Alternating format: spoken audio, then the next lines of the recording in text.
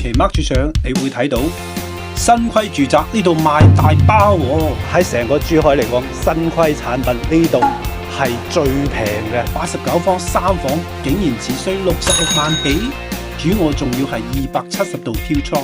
博主落街市買餸，有冇俾人揾笨呢？3萬開啊！哇，都好肥下喎！唔知道大家對於新輝住宅嘅了解有幾多呢？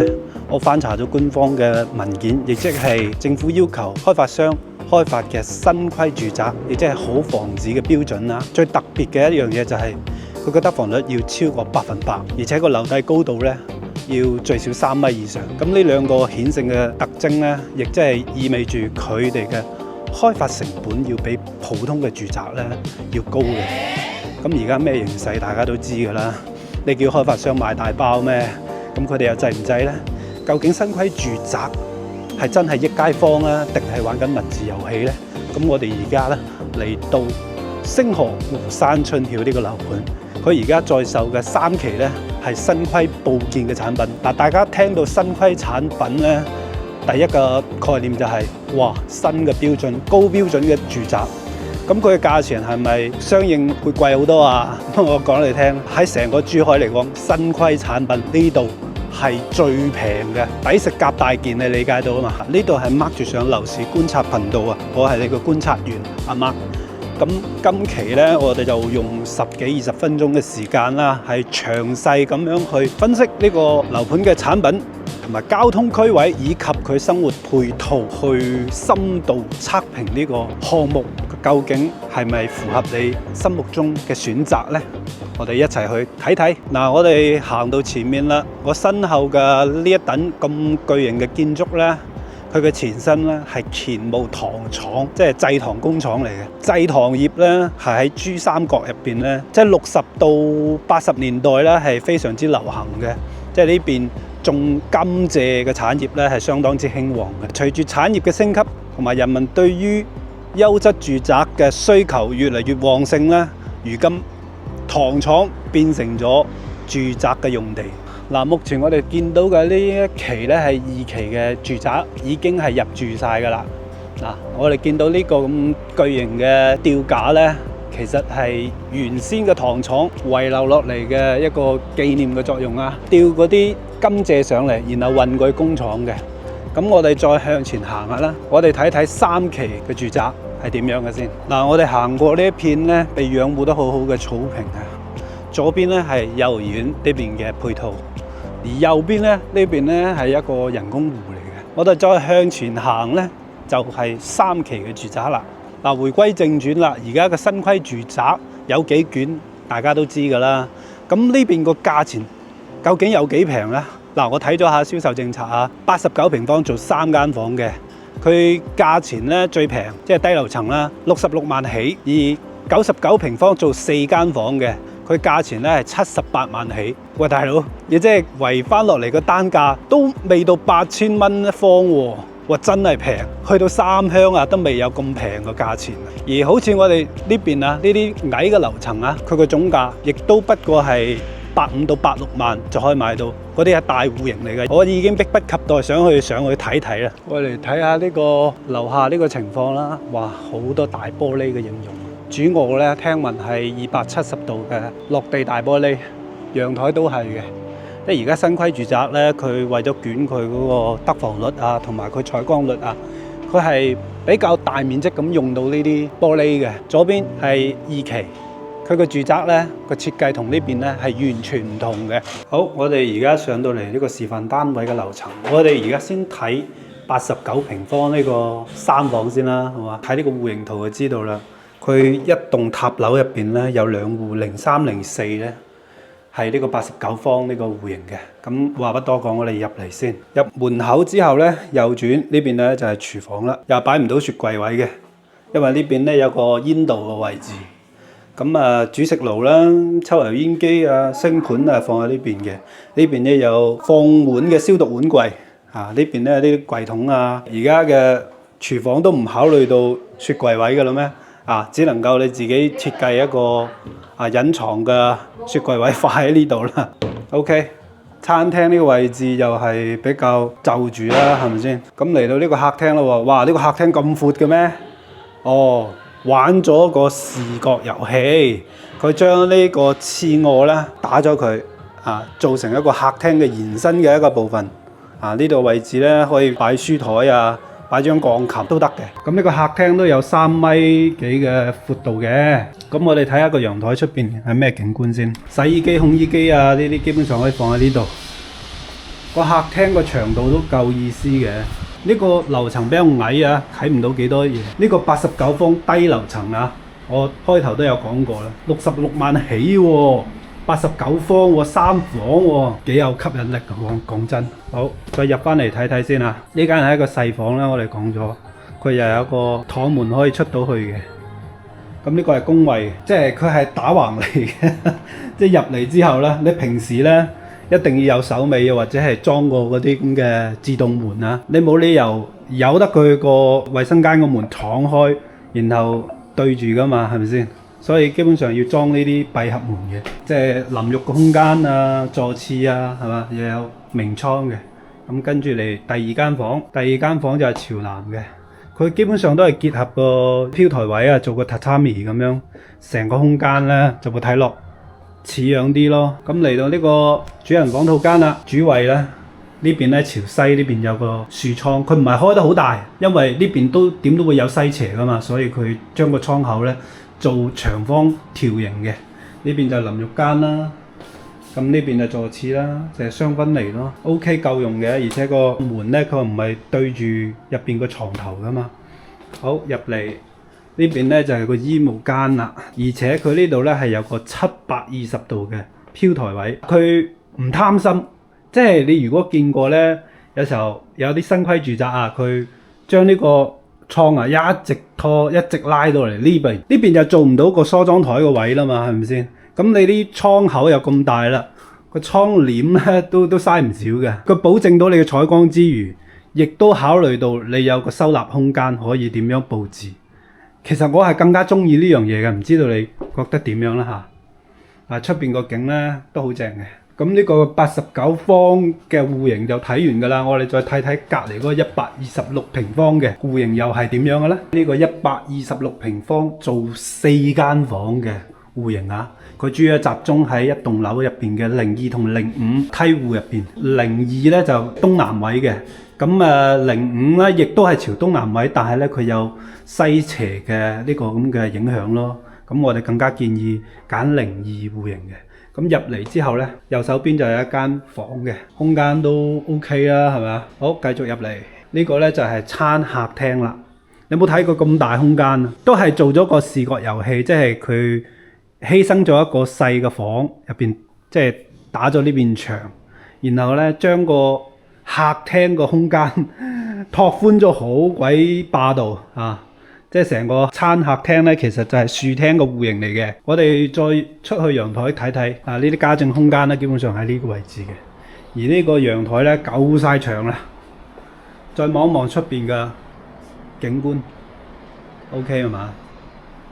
好，入翻去睇一睇先。嗱，都係做呢啲開放式㗎啦，咁樣又做呢啲軌道嘅門。然後我哋睇下個煮食爐、抽油煙機，然後呢一排就係星盤啦，然後儲物嘅空間基本上喺呢度，然後雪櫃咧就基本上隱藏喺呢個位置，而且仲有烤箱都考慮到嘅，因為個空間實在係好富裕啊嘛。咁我哋跟住嚟就入去呢度邊朝南嘅第二間房，佢都基本上係結合咗呢個飄台位係嘛，然後咧即係釋放出呢個地面嘅空間嘅。咁我哋睇下呢個有寫字台啦，然後呢度可以做一面櫃做個收納噶嘛。咁呢啲樣板間基本上都係玩呢啲視覺遊戲，俾你睇落好似間房好大咁樣，其實都有10幾個方嘅。好，呢個係公衛，呢啲洗手台啦，然後座廁，然後淋浴嘅空間，呢啲飄台位，新規住宅基本上都係呢啲特色，就係個飄台位特別大嘅，比呢個位置仲要大。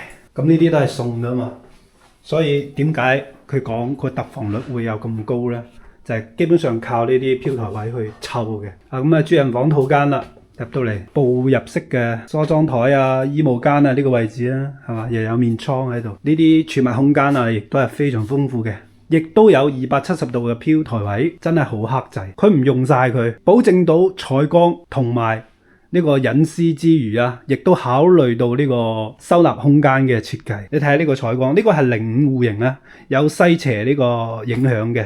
所以建議你揀02個戶型會比較好啲咯。OK， 我哋嚟到呢個99平方做3間房嘅呢個戶型啦。99平方，我相信呢係好多人最心水嘅戶型嘅。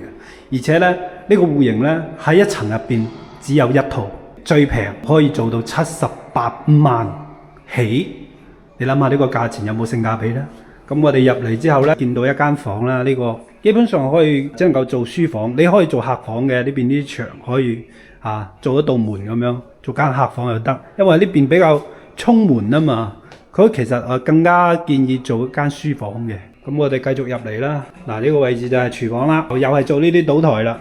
個雪櫃位啊，大哥，雪櫃位都係唔好擺啊。創意樣板間呢就僅供參考嘅啫，你實際上你個廚房咧，基本上都係有個趟門喺呢度嘅，你基本上係向呢個方向啦，因為餐廳係呢個位置啊嘛。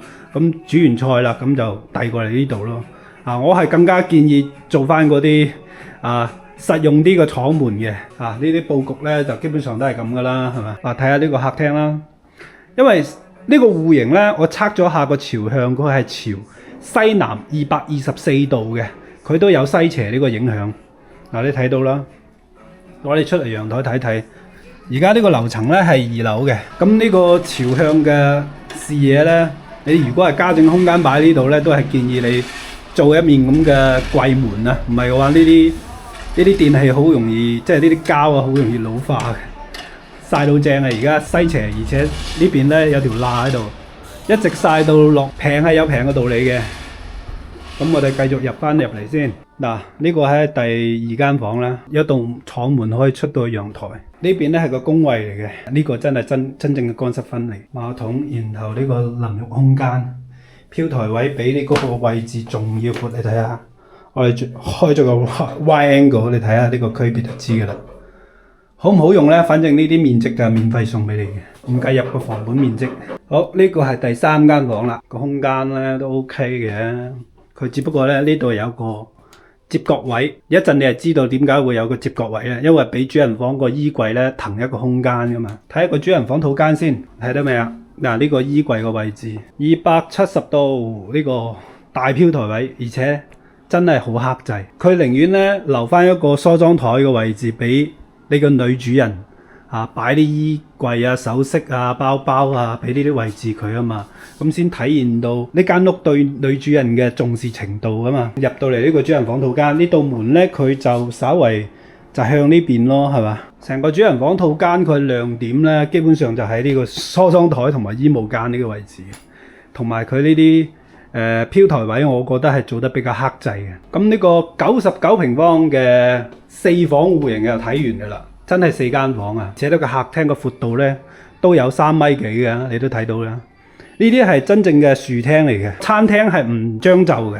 你睇下個空間，同埋呢個廚房，我就覺得99平方呢個戶型咧係比較市正嘅，一層得一套嘅啫。頭先我哋都睇咗3個戶型啦，有一個139平方嘅前排個洋房，而家喺度裝修緊啦，就睇唔到啦。咁我擺咗個航拍嘅視頻俾大家睇睇，成個項目嘅周邊嘅環境啊，真係背山面水嘅。咁你覺得呢邊呢個區位啊偏唔偏呢？咁講啦，喺港珠澳大橋再開車行高速45分鐘先到呢個項目，你覺得偏唔偏呢？由你自己定義啊，唔好聽啲中介喺度吹水啊，話好近㗎，然後呢邊個大型嘅配套啊，斗門萬達啊咁樣，大佬斗門萬達嚟呢度都要10公里啊，即係呢個位置啊，你要開車啊，即係10幾分鐘啦。如果開得快嘅話，最緊要都係要自己親身過嚟睇睇嘅。即係好多同學會誤導啊，話2萬蚊首期就可以上車，呢個價錢咧係對於內地嘅居民係2萬蚊，對於港澳居民嚟講咧係5萬蚊首期先可以上車。呢個項目嘅總價呢亦都比較低嘅。咁你話周邊嘅生態肯定係唔錯噶啦，因為呢邊呢主打係低密度噶嘛，配套呢就稍為差少少，主要係睇新規住宅得房率比較高，採光率又比較高嘅，最緊要係個價錢係比較貼地嘅。你話生活配套呢邊呢一啲都唔差嘅，因為隔離呢就係乾務鎮中心嚟嘅，佢嘅生活配套係非常之豐富嘅。咁我今晚呢都會去買餸煮飯噶嘛，咁我就拍條片俾大家睇睇海鮮啊、生菜啊、水果啊，究竟有幾平。而且呢個項目呢有港澳嘅直通巴士嘅，即係翻去香港嘅太子荃灣啊，同埋港珠澳口岸啊，亦都比較方便嘅。而家呢個項目呢，有家電大禮包贈送啦，而且送一個10年嘅人防車位嘅使用權俾到你嘅。我哋而家入咗嚟乾務呢邊啦，乾務呢係好大嘅，呢度呢係算係成個鎮入邊嘅鎮中心。呢邊呢仲有瑞幸咖啡，呢個超市係呢度附近比較大㗎。嗱，呢度仲有個家電市場，都好旺下喎。市場應該就係呢度入去㗎啦，因為呢邊呢個市場咧改造過嘅，而家會更加乾淨、更加靚，好多乾貨添，靚菜、番薯葉，攞啲番薯葉係咪？呢點賣啊？2蚊半，係咁上下啦，或者係計埋啲葱啦，俾夠3蚊嘅。燒鵝、燒雞。睇下想食啲咩咯，海產品雞鴨鵝、豬肉、羊肉都有，嗰啲蠔好似都幾肥啊！至於呢啲蠔係點賣？3蚊半，即係3蚊半係未拆殼之前係咪？呢個係面啊嘛，呢個係殼個肚啊嘛，個肚越深咧，佢都係證明個蠔咧越肥嘅。開啊！哇，都好肥下喎。再遲啲就肥啲咯。呢啲點賣啊？嗰啲你要我33蚊就賣。呢有高嘅，3萬。35蚊。哦，好啊。食蟹啊，毛蟹好靚啊，有隻35，有38，有42，嗰隻38添嘅。咩啊？好靚，你38蚊抵食。嗰啲蟹乸嚟。幫你揀幾個靚仔啲㗎啦，好嘛？哦，都頂高啊！嗰4隻咧，嗰啲要綁嘛？唔使綁㗎。你翻嚟到你驚佢甩咧，你就翻去攞冰水浸下佢，到佢混一混咁，你就攞嚟蒸又好靚，22蚊。哦好。OK， 今期嘅視頻內容咧就差唔多啦。如果本條視頻咧對於你置業大灣區啊覺得有幫助嘅話咧，咁歡迎 like、share and subscribe 我嘅頻道啦。多謝晒。